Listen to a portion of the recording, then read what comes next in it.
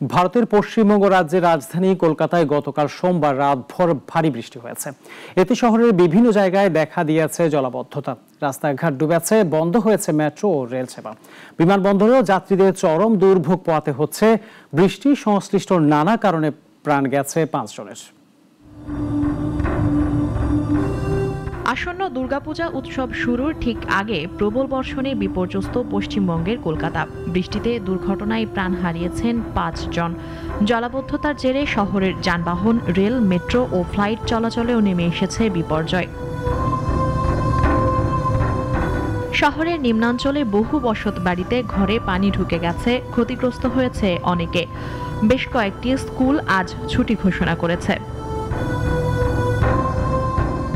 বেনিয়াপুকুর, কলিকাপুর, নেতাজিনগর, গড়িয়াহাট ও ইকবালপুরে এসব প্রাণহানির ঘটনা ঘটেছে। দক্ষিণ ও মধ্য কলকাতার এই এলাকাগুলোতেই বৃষ্টির প্রভাব ছিল সবচেয়ে বেশি। কলকাতা পৌরসভার তথ্য বলছে, গড়িয়া কামদাহারিতে কয়েক ঘন্টার মধ্যে 335 মিলিমিটার বৃষ্টি রেকর্ড হয়েছে। যোধপুর পার্কে 285, কালীঘাটে 280, তপসিয়ায় 275 এবং বালিগঞ্জে 264 মিলিমিটার বৃষ্টি নেমেছে। জলাবদ্ধতায় রাস্তায় দীর্ঘ যানজট ব্যাহত হয়েছে রেল ও মেট্রো সেবা। স্কুলগুলোতেও পাঠদান বন্ধ ঘোষণা করা হয়েছে। একই সঙ্গে বিমানবন্দরগামী যাত্রীরাও পড়েছেন বড় দুর্ভোগে।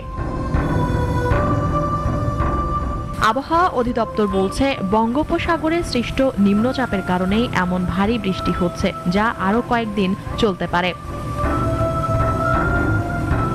এদিকে আসন্ন দুর্গাপূজা উৎসব শুরুর ঠিক আগে এ ধরনের প্রবল বর্ষণে কলকাতা জুড়ে দেখা দিয়েছে উদ্বেগ।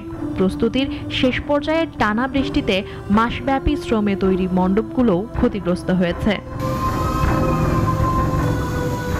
মুনিয়া জুথি, নাগরিক।